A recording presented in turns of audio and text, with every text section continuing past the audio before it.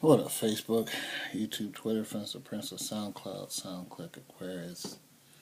Yo, and all points, Bobby Christina. Yo, I just want to talk about this real quick. Um, Bobby Christina. For one, let's go back. Okay, let's go back a little bit. Let's go back to Anna Nicole Smith. Let's just talk about Anna Nicole Smith. Remember her? She married the millionaire dude was like 70, she was like 30. So legally, when he dies, she inherits his money, which is what happened. And then she had a friend who was a lawyer named Howard Stern. And basically, what he did was he was trying to get Anna Nicole's money. So what he did was he killed her. He drugged her, he killed her. And he also killed off her son because he would have inherited the money. And then she was dating a young man and who was not Howard Stern, and she had a baby by him. And remember when the trial went down, they were all sitting at the table. The mother of Anna Nicole, because Anna Nicole's dead, her son's dead, so next in line is the baby. So what the mother said was, she said, keep him away from my child because he'll kill her. Basically, so she was saying, who's committing all these murders? It was Howard Stern who was killing her because he wanted, I don't know how he thought he was going to get the money, but he was trying to get a hold of the money. So he killed Anna Nicole and he killed the son. And then he went after the granddaughter, but the courts ordered the granddaughter to, I think, be with the grandmother or with the father. So they were, and Howard Stern was trying to, this is how he was doing. He was trying to say that he was the father of the child, but the other guy who was sitting there, he had the gray suit on, he didn't say anything. And so what they did was they had to get DNA tests, and they found out who the real father was, which was the guy who was really quiet. He knew he was the father. You know what I'm saying? So basically, when that young lady grows up, she will probably inherit Anna Nicole's estate, which is also the money from, the older dude, yada, yada, yada. Now, I said all that to say this. This is all about money. Whitney Houston's estate is going to be, I think it's like this month or next month, sometime soon, because Bobby Christina is going to be of age to inherit the estate. So that's pretty much, if you look at the whole Michael Jackson thing, the estate of Michael Jackson and the way it got split up, it's all about the money. And the same thing is going on with Whitney Houston. Whitney Houston made so much money, and she wasn't broke when she died. She has a lot of royalties coming. A lot of people don't understand. See, for one, let's get get this together. There is liquid cash and then there's royalty cash. Liquid cash is pretty much when you're in the music business, when you go to concerts and you give concerts and stuff like, or you show up at somewhere, and they pay you, that's liquid cash. You can spend that right now. However, royalties are, of course, from the radio spins. The beautiful thing about royalties is, or SoundScan, I don't want to get too deep into it, but SoundScan pretty much scans. It is what it is. It's SoundScan. It scans, everywhere, all radio stations, and basically ASCAP, CSAC, and BMI, those three entities, and there might be another one out there, are who you basically become a member of, and it's free to be a member that I know of, because I'm a member of ASCAP, and it's free. And basically what SoundScan does is they team up with those three entities, and when you play something on the radio, see, the radio stations pay into that.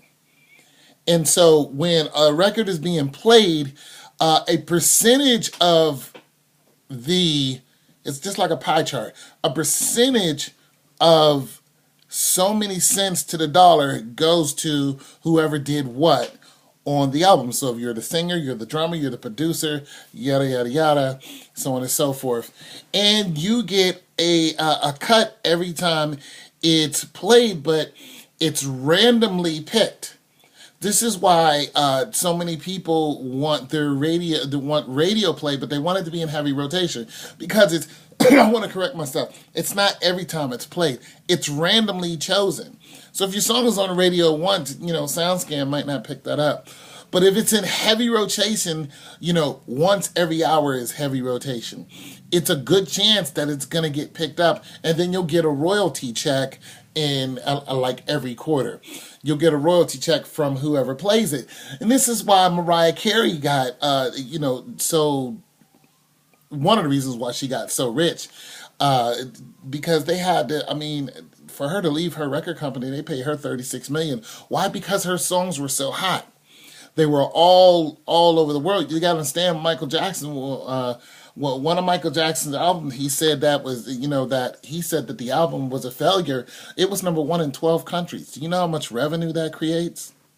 When he said, I create billions of dollars. Okay, so let's go back to, Whitney and Bobby Christina. So Whitney Houston, when she made I Will Always Love You, that was a song that was made by Dolly Parton. Before Dolly Parton, that was made by Dolly Parton. But when Whitney Houston sang it, it was number one. And it stayed number one all the way up until Alicia Keys came out with I Keep on Falling in and Out of Love with You. Then that song was number one. When I say number one, I don't mean number one on the radio. I mean the number one song played ever. So you got to look at those statistics. Plus you look at all the radio stations, and now all the internet radio stations, they all pay into it, because internet radio that plays my songs, they pay. I asked them, do you pay into ASCAP, CSAC, or BMI? And when they say that they do, and it's only like $100 membership a year. But nonetheless, like I said, if they put me in heavy rotation, it's a good chance one of these quarters, boom, I'll get paid. So it's the same thing. But I'm not a Whitney Houston. I'm not that famous. She is that famous where people are still playing her music. So you got liquid cash, which she can no longer make. And then I'm not sure about that. Her estate can probably make it. But then you got royalty cash. Royalty cash that is still being generated from people playing her song, because we all still love her music. It's timeless music. So there's just a small little background on how things kind of work. Bobby Christina, being a child, she is to inherit this money within the very, very, very near future. And they know this. Now, she is put into a coma. It's a medically induced coma. She was found in a bathtub, pretty much, the same way her mother was found. And I don't think she's going to make it. There's nothing that says that she's going to make it in my mind of the way they are killing off these people. There's nothing in my mind that says she'll make it. Not unless God just says, you know what, I'm going to make you an example. And you're going to make it, and you're going to expose what actually happened and who beat you up. Two people said they found her, but she was beat up. She was, she was beat up before she was put into the tub. She didn't get into the tub on her own and then was comatose. And then they're trying to say, oh, she used drugs and all this. That's all media hype. Regardless if she used drugs, that is not how she got into that position. She got in that position because there's a hit out on her. And that's just plain and simple. And you can call me a conspiracy theory all you want, but when you look into everything that I've told you, you'll find that it's all true. I follow music because I love music. I make music. I have music, on, shameless plug, SoundCloud, Tone 202. And, I've been making music since I was 17. But I'll probably never be famous, but I'm not worried about being famous. I just love the right music. But I follow the trends of music to a point.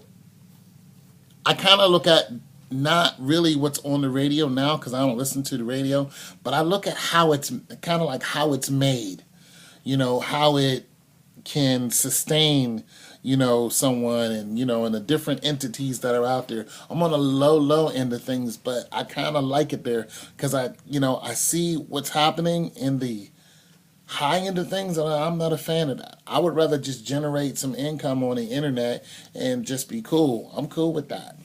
I'm cool with keeping, just a little something and, keep rocking doing what I'm doing without all the hassle. But that's what's going on with Bobby Christina. I don't think she's going to make it. I hope she does. And when I listened to a video of a woman talk about prayers for, don't just pray for, Bobby Christina to make it so she can keep living a, life that she was. And you know what? I'm not going to really say prayers go out because that's so generic. I'm just going to say, Lord God, El Shaddai, if you want her to survive, have her survive and turn her life over. Like, have her be the person who reveals what's really going on, because a lot of people want to get into the music industry, but they don't understand the dangers that are out there. Have Bobby Christina be a light in the dark. Have her wake up out of that coma and expose everyone, from the person who beat her up and put her in the tub, to the boyfriend, to the music industry, to the people in the executives, to the doctors. Michael Jackson's doctor killed him. I mean, to all of that, like, that's what I pray. I don't pray that she wakes up and she keeps, on about that, life, and then somebody tries to knock her off again. I pray that she wakes up and gets right with the Lord Jesus, El Shaddai. Like, that's what I pray. So that's just a little background on music. It's your boy Tone 202. If you have any questions, just hit me up. Peace.